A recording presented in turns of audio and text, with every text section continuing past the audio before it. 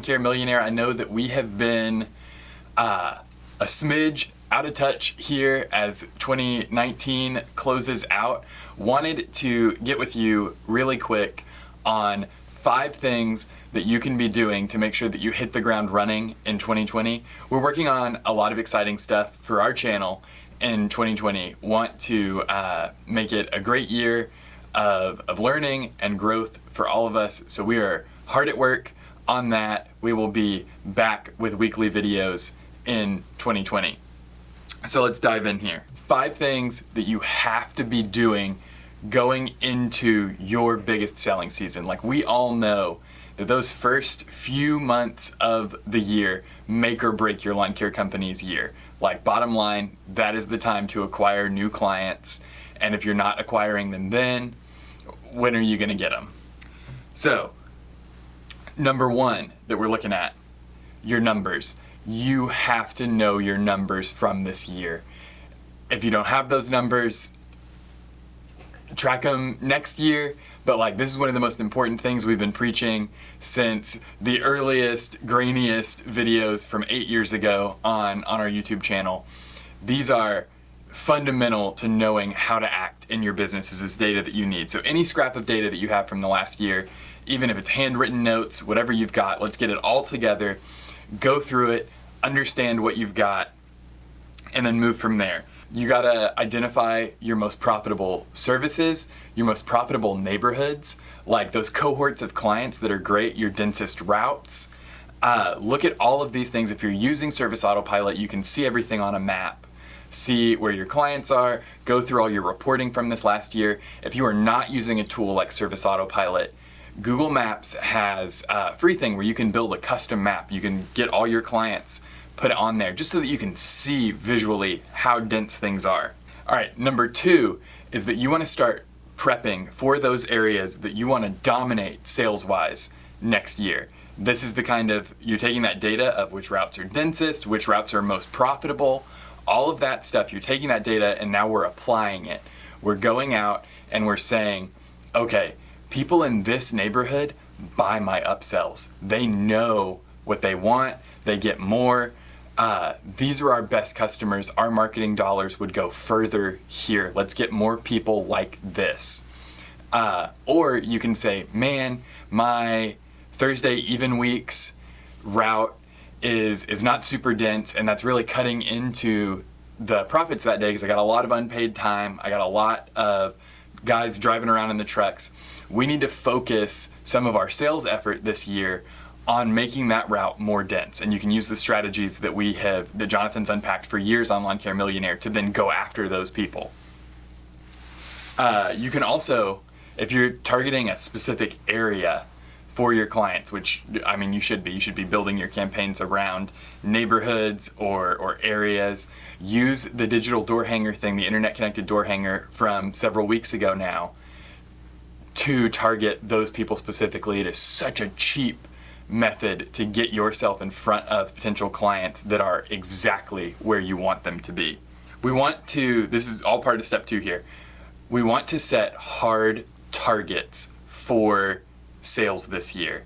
That means you want to know either like the specific number of clients that you want to sell, just like, this is our goal, we want 100 new clients, we want 500 new clients, whatever that goal is, you want to set it in stone. It could be a percent of revenue. You want to grow by 15%, 20%, whatever that number is.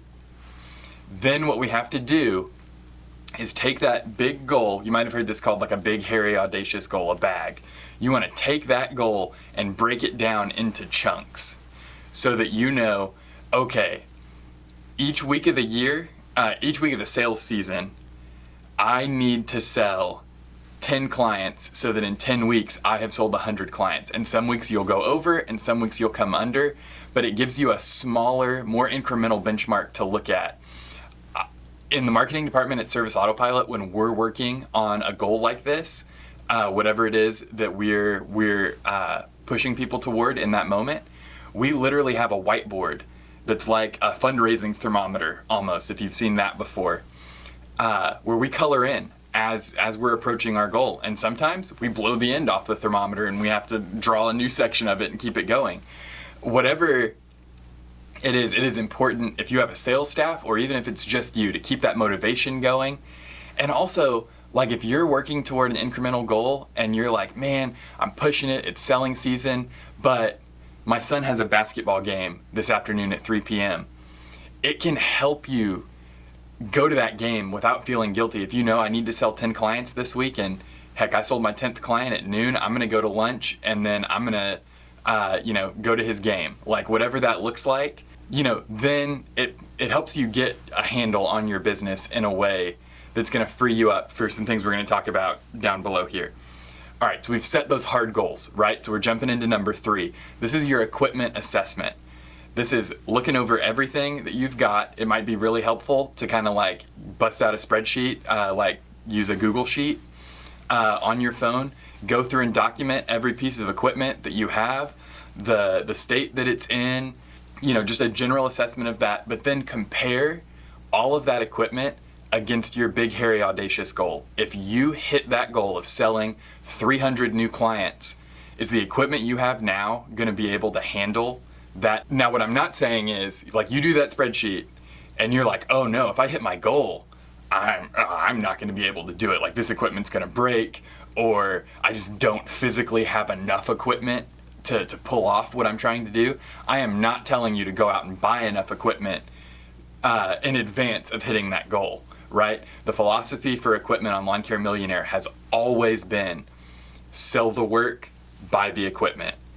So sell the work first and then worry about getting the equipment as close to when you're gonna get paid for that work as possible. There is no reason for you to sit, especially if you are gonna have to take out debt to get that equipment. Don't start paying interest on that before you have to. Get that cash flow coming in from the customer right as you're spending money on that equipment. So number 3, equipment assessment. Make sure that you know going into it, I'm gonna have to buy equipment, because that tells you, like, oh, as we hit our sales goals, I need to be thinking about the fact that I'm gonna have to buy this equipment. Where's that money gonna come from? If I don't have that money left over from last year, what am I gonna do to meet that goal? You just wanna know what's gonna happen before you put yourself in a sticky situation. All right, number 4, this is the same thing as equipment, but with employees. Employee assessment. Who's coming back? If you're in the South, a lot of people they can't keep their guys on through the winter. You gotta lay them off. That means that going into next year, you need to figure out who's coming back. Kind of write up your worst case scenario. It is much better to have a bench that's stacked than to end up with not enough guys to do the work that you need to do. So you have to figure out, like, okay, if I hit my big goal for this year, increasing revenue, whatever it is, if I hit that goal, okay, how many employees is it gonna take to actually do that in practice? And start developing your plan for hiring. One thing that I've talked to a lot of larger lawn care business owners about is this idea of building a bench of employable people. We are always working to bring people into the organization. Now, that doesn't mean that you're like actually hiring people to do nothing, but you're always interviewing. You're always bringing people in and you're keeping their information on file so that when somebody was good enough to be employed by you and was interested in being employed by you, when you need to bring on new people quickly to deal with the sales that you're bringing in this year during selling season, you have those people ready. And you can, even if the first 3 of them have a job and don't want to leave it, you've got that 4th one in line and he's there and he's ready. The sooner that you can start people in the lawn care industry, like the earlier in the year you can hire them ahead of the season and start putting money in their hand, it's gonna give you a massive leg up over your competitors. Now, I don't know what that's gonna look like for you, how early you can start spring cleanups, if you've got some off-season stuff that you can kind of start your season earlier than your competitors. But whatever that is that you can do to take people out of the marketplace, take them off the table, get them busy so that they're not scrolling Craigslist looking for jobs, whatever you can do to do that is going to give you a big leg up. All right, and then number 5, and honestly, I know that you have that entrepreneurial mindset all you want to think about is growth. All you want to think about are the goals that you want to hit in your business going into this busy season. And I know that I'm bringing this up because of the tunnel vision, that I interact with lawn care business owners all the time. And I've heard from so many of them some things that are leading to this number 5. I'm trying to break you out of your tunnel vision just a little bit to remind you that there are people in your life who care about you and they want to continue seeing you through the selling season. So number 5 is that I want you now, while you're clear thinking and before you get into the thick of it, to define what it looks like for you to have an appropriate work-life balance. I want you to set goals related to your personal life in addition to the goals that you're setting for your business life going into the new year. The reason that this is so important is that when we shape these goals in advance and we put steps to them, we define what it looks like to have this work-life balance.